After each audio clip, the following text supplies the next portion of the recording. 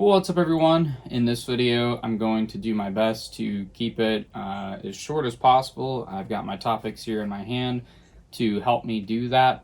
But as the title of this video hopefully explains, we're going to talk about the realities of owning a paid off car and what that means. And you probably think, well, it's pretty obvious. You owned a paid off car, great for you. You're either going to keep it, and keep the savings, or you're going to just immediately turn around and sell it for something new, or you may never have even gotten to it and you want to know what it's like. So that's really the whole purpose of this video, is to kind of give you insight into those three items. I made a YouTube short series about it. It has about 9 videos in total. If you want to take a look at that in a shorter form, feel free to do that. If you have already watched that series and you're coming to this video for more detail, then stick around, because that's what the purpose of this video is for. But hopefully you guys will stick around, get some value out of this video, and hopefully I can help you guys either save some money or at least consider holding on to your cars a little bit longer than you may have once before. So with that, let's get started. Let's get into this video. Okay, so let's address the realities real quick. At the time of making this video, it's 2024. We have a lot of inflation. We have a lot of cost just coming at us from all different directions, and cars are no different. Cars are always dubbed as usually the second largest purchase that one makes. Usually comes behind a house. With that being said, with the way interest rates are now, car prices have inflated, and then the interest on top of them have made cars very, very, very unaffordable in a lot of ways. Even cars that once were considered affordable are now becoming out of reach just because of the interest alone. And so that's part of the motivation behind this video. It's not to keep you from having fun and buying new cars. I love cars. I'm very passionate about it. You probably, if this is your first video on my channel, welcome. But if you've been around, you know I like working on cars. I enjoy talking about cars. And so that's a big part of this channel. And so I absolutely want people to enjoy cars. But the reality of it is, cars are extremely expensive. They're extremely expensive to buy. They're extremely expensive to own and maintain. And any way that you can help save money, I think, is beneficial for all parties. So that's kind of the reality of it is we're living in a world where things are more expensive. And so one way to save money is to hold on to stuff longer and avoid the payment altogether. And so if you have any interest in that, that's what this video is really for. So let's talk about it. So you have a vehicle, and obviously a paid off car is going to look different for a lot of different people. It may be newer, maybe older, and so with that comes a lot of different things. If it's newer, obviously it's going to have a lot of newer, more modern features. If it's older, it may not have those features, and so some of the stuff may not be applicable to you. If it's newer, kudos to you. That's great. Enjoy the car. But what will often set in is you see the new, latest and greatest, and you want to upgrade. And so this video is going to hopefully help you combat that to some degree as well, to avoid the, oh my gosh, this car has this new flashy light feature, whatever the case may be, and I want that. And so people are willing to go into debt for it, and they end up buying it. And then oftentimes you have this buyer's remorse because you're like, well, I really didn't need the feature, or I didn't use it as much as I thought, and my old car would have actually been sufficient had I had held on to it. So let's dive into a couple of things that really set in with a paid off car. And I feel compelled to say a disclaimer really quick. This is not at all bashing the purchasing of a new car. Go out, have a new car if you want to enjoy it. I've got a lot of friends in the automotive industry. Some work at car dealerships, and so I'm not trying to hinder people from doing that or discouraging people from doing that. I'm just trying to give people another option to think about, which is having a paid off car and enjoying the paid off car. So the first reality that often sets in with any car, doesn't matter if it's paid off or not, is maintenance. And one of the biggest arguments that I often hear about not having a paid off car, or the reasoning behind purchasing a new car, is maintenance. And I agree, maintenance is a big burden. It's usually a big cost as well. And so having some peace of mind with that is a good reason. And I do see the argument of, by buying a new car or even leasing a new car, you have the peace of mind of the car is under warranty. And that means that pretty much anything and everything that goes wrong within reason is covered by the warranty. You want to check with your specific manufacturer's warranty to see what's covered and for how long it's covered for, to make sure that you understand, you know what you're getting into. But for the most part, a car under warranty gives you some peace of mind, and that's a good thing to have. I think having peace of mind to know that something's covered if something goes wrong is a good thing. With that being said, it doesn't last forever, and so you often get stuck in this ongoing cycle of every time it goes out of warranty, you probably buy a new car out of fear of what could go wrong. Most modern cars, modern being made in the last 20 years, I would say, are pretty reliable in comparison to cars that were made in like the 50s and 60s. They don't require near as much tinkering and maintenance in terms of like, setting up a carburetor or tuning it or things like that. Most cars nowadays can easily go 200,000 miles or more if they're well maintained. And so that's really saying something, that even though you trade in a car at like 36,000 miles or 40,000 miles, you're only at a third of what it could potentially do in terms of overall lifespan. There's cars now that even go even further than the 200,000 mile range. I'm just using that as a good benchmark. So what's the realities of maintaining a paid off car? Well, first off, it's going to depend on the type of car you have. It's going to depend largely on the type of use, and then also the manufacturer in a lot of ways too. How well the car is built from the beginning plays a big part into how well they hold up, and ultimately the maintenance cost that comes along with them. You can't really change that, but that's where research is key. If you do plan to buy a car, I highly encourage you to research the vehicle that you're trying to buy. Don't just buy it because of the looks. I agree, that's a very important reason to buy the car. You've got to like it. But at the same time, do some research. Understand, does the brand have a good, kind of use case, or does it have good reviews, if you will, for being reliable? And that information is widely available on the internet for free. You can also look and see what real world owners have experienced in owning that vehicle as well. There's a lot of different options for that too, to see what people who have actually purchased the car have thought about it, and not just automotive journalists. I think taking into account all that information is helpful when buying a car that helps you make the most educated purchase. Particularly, again, as I mentioned early on in this video, cars tend to be the second largest expense that we have behind a house. So you want to understand, where are you putting your money? So with that being said, maintenance. Doesn't matter if the car is new, old, there's going to be maintenance. Things wear out. Tires wear out, brakes wear out, lights, fluids, things like that, belts, hoses, etc. And so it really doesn't matter the age of the car in terms of maintenance, because things are going to wear out regardless. Now, as the cars age, more things wear out. That is true. And as the car ages, it's likely that it could cost more, just because as more things wear out, the cost goes up. But that's also true of newer cars too. I've seen cars that are just outside of the warranty period that have had catastrophic failures. I've seen cars that are right outside the warranty period require a ton of maintenance because it wasn't maintained while it was in the warranty period. And so that's one thing I want to encourage you guys to do. If you do have a new car and you're fortunate enough to have a new car, use the warranty. Take it in for service. Get it maintained. It helps with the value of the car because it shows in the Carfax that you maintained it. But more importantly, if you do decide to keep it and pay it off, which I encourage you to do, it helps you as well. So take advantage of the warranty. Get it done by the dealership. Have the licensed technicians look the car over. If the car is getting ready to come out of warranty, have them do a once-over on it to make sure everything's okay.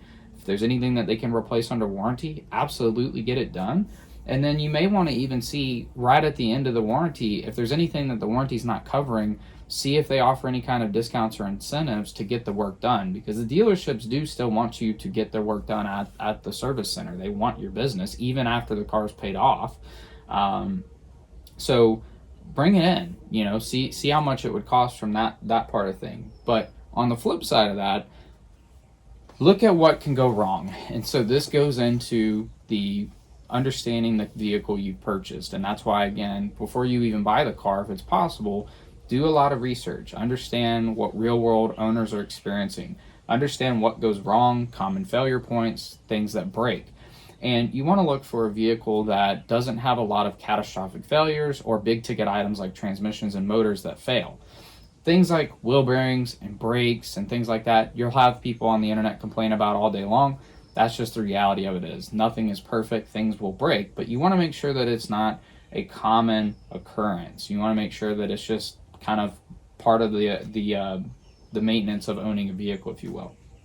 So once you've done that, you found a good car, and you found a car that's relatively low on maintenance, and you've paid it off, and you got to the point where we're here like I am with the Solera. So it's a paid off car. This car in particular is older. It's 22 years old. It was a well-known, reliable platform because essentially, if you're not familiar with the Solera, it's a two-door Camry essentially. This engine that's in here is the transverse mounted V6, which is in a ton of vehicles in the late 90s, early 2000s in Toyotas. And that's the other thing. When you're researching a vehicle, see if there's a lot of transferable parts. A lot of people don't realize this, but most manufacturers, and it's becoming more commonplace now that they're going to more of a global platform, they have a lot of the same parts, and that helps drive costs down.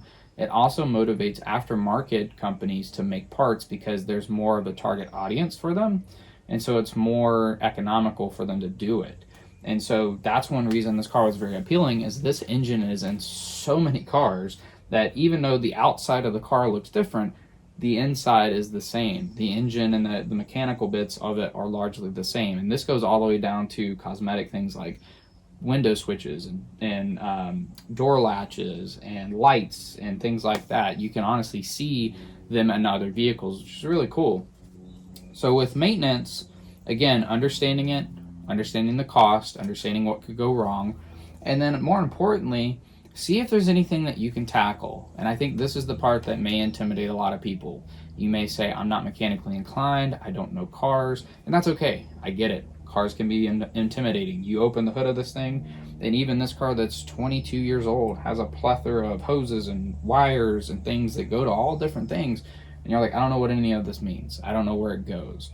Well, the good thing is your car is equipped with a thing called a manual. And if you don't want to look at the manual, you have the ability to go online as well. And there's likely going to be a video on how to change an air filter. If your car has a cabin air filter, this one does not. There's likely a video on it. If you need to get little things changed out, there are likely videos or forums out there that will tell you how to do it, and it can save you a lot of money. A lot of these parts aren't very expensive. Most people don't realize, on average, your air filter costs between 10 and 20 bucks. And then most places charge between $30 and $50 for someone to actually replace it. Now, there are exceptions. There are some cars that are very convoluted in terms of engineering, and it is very complex to change. But I would argue 90% of the vehicles, it's very easy to change the filter. Learn how to do it, save yourself some money. The same is true of other things as well. Brakes and whatnot, you can learn how to change for a lot of cost savings. Now, I recognize not everyone is blessed to have a place to do it, such as a garage like I have. I've lived in apartments, and I know apartments do not want you working on cars in their parking lot. And I would encourage you not to do that as well. Don't work on a car in an apartment complex or a parking lot or something like that. You don't want to get in trouble. Try to find a friend or a relative that has a house that you can work on your car. It may even help you that if you go to their house, they may even help you do whatever the repair is. Or at the very least, sit there and talk to you while you're doing it, just to make it a little bit more enjoyable. So I would recommend doing that. I have friends that come over all the time, and we work on their cars, and it just helps everyone involved. And that's something I'm passionate about, is helping people. And I'm sure a lot of your friends and family are the same way. So take advantage of that. Go work on your car with your friends and family and save that money. The other thing that gets overlooked are things like batteries. So batteries are very important, and the last thing you want to do is the car, doesn't perform as well as it should. And most cars nowadays have so many computers and things. A bad battery or a battery that's on the way out can cause a lot of issues, and sometimes it's very hard to troubleshoot that. I would encourage you to take advantage of some of your local places. So most of your parts stores, believe it or not, even in 2024, still offer free battery replacements, which is pretty cool. I will say that the cost of the battery on average is a lot more. You can go to big box places like Costco and Walmart and stores like that, and usually save between $30 and $40 on average on the cost of the battery.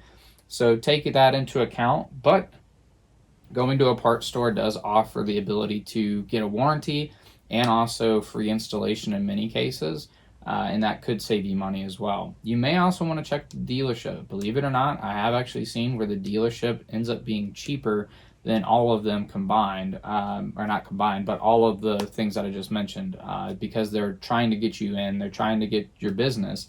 And so they offer things like that. They may change your battery and do an oil change, and the combo deal ends up being cheaper or something like that.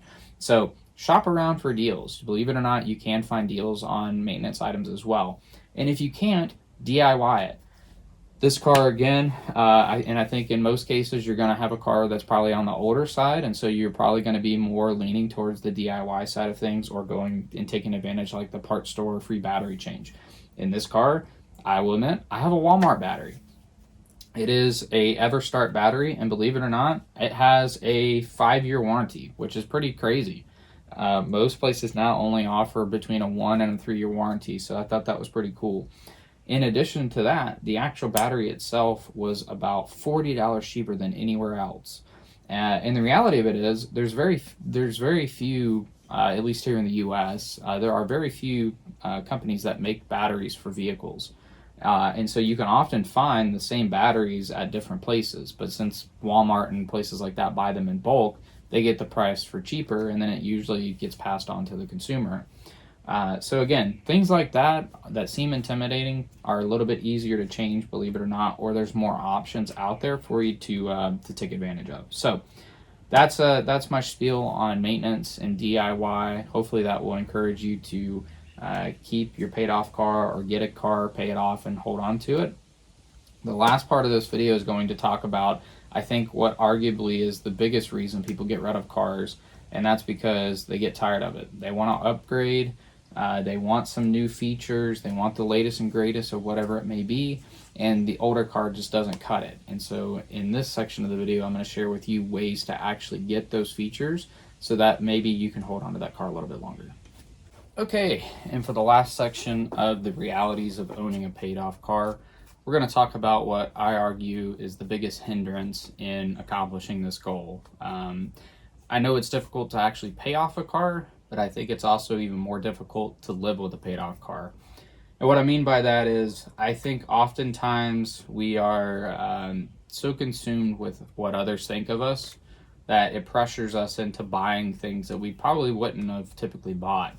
And I think cars are not immune to that. I think, unfortunately, even if we're content with the car that we have, as it ages and gets a little bit older and worn down, you may worry about what people think of you for having an older vehicle, or having a vehicle that's a little bit worn out.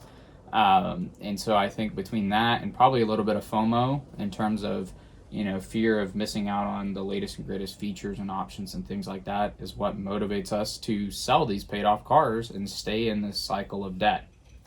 So with that being said, I do want to share with you guys the fact that I think you have the ability to maintain your car to the highest level. You can make it look and appear as new by doing a lot of simple things. I've done videos where I've cleaned the headlights. I know on a lot of modern vehicles, the plastic headlights, they get oxidized really quick, even within the first few years of ownership, if it's a new car, if they sit outside, and that can easily make a car look older than it really is. And so keeping these clean and clear will help with the appearance. And there's other things too. Detail your car, keep it clean, keep it washed. That keeps the paint in its best optimal condition, which also helps with the longevity of it, and it helps with the appearance of it as well. This car, again, is 22 years old, and I still get compliments on the fact that it looks really nice. People tell me all the time. And it's got its fair share of dents. I mean, this is definitely like a 20, 30 footer car. As you get closer, you see the dents and dings and scratches and stuff. But overall, even up close, it's still a very nice car, just because we maintain it, we keep it clean, detail it, etc.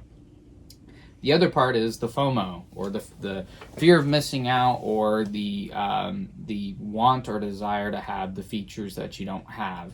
And I mentioned in the short series that you have the ability to upgrade a lot of things on your car. And one of the biggest being the radio. You interact with the radio, it's how you listen to music, maybe how you make phone calls, it's how you use your GPS nowadays. And so if the radio is not great, that will make that experience that much more unenjoyable, and it may encourage you or motivate you to sell that paid off car. Look online and see what options are available for a different radio. And again, every car is different. The degree of how much stuff is integrated to the radio varies based off manufacturer. I know some have air conditioning and things intertwined with the radio, and it adds a little bit of complexity.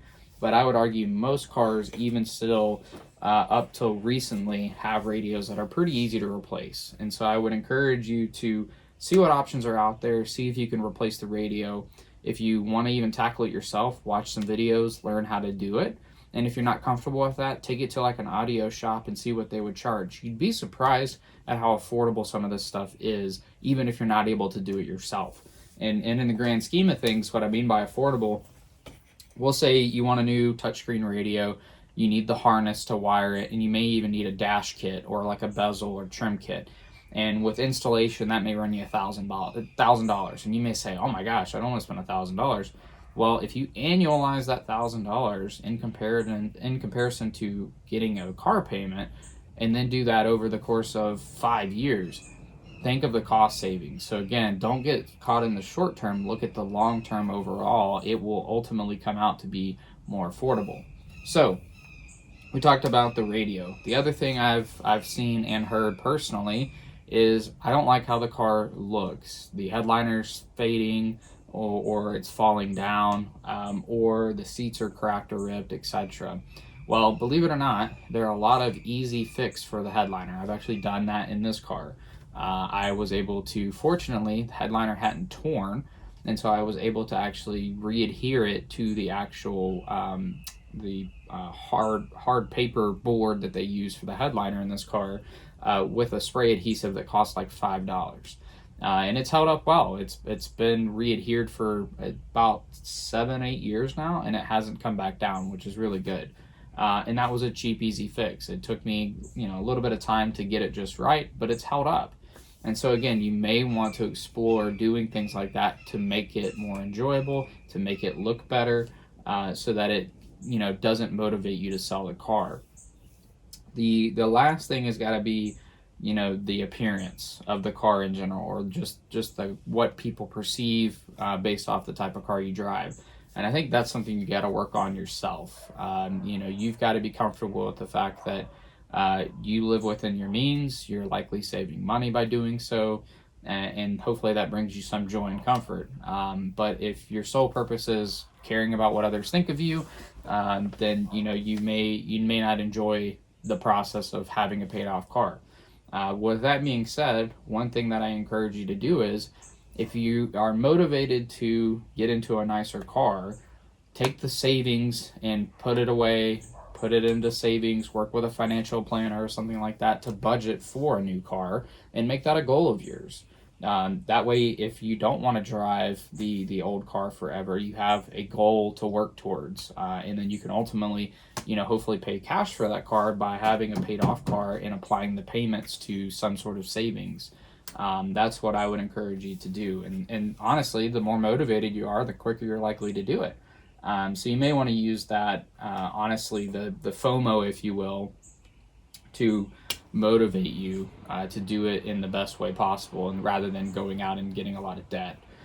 But with that being said, I'm not a financial advisor. I'm just somebody that wants to help people save money and hopefully live a more stress-free life. So I would encourage you to explore, what it looks like to have a paid off car. Crunch your own numbers. Everybody's financial situation is different. So crunch some numbers, take a look and see what that would look like, what the impact would be if the car was paid off. And then ultimately, over the course of a long period of time, what that savings could potentially add up to. But with that being said, if you got any value out of this video, please like, subscribe. If you have any questions or want any encouragement or advice, put them in the comments below. I'm happy to do that. Again, the whole purpose of this is I want people to succeed. So if I can help in any way, just let me know.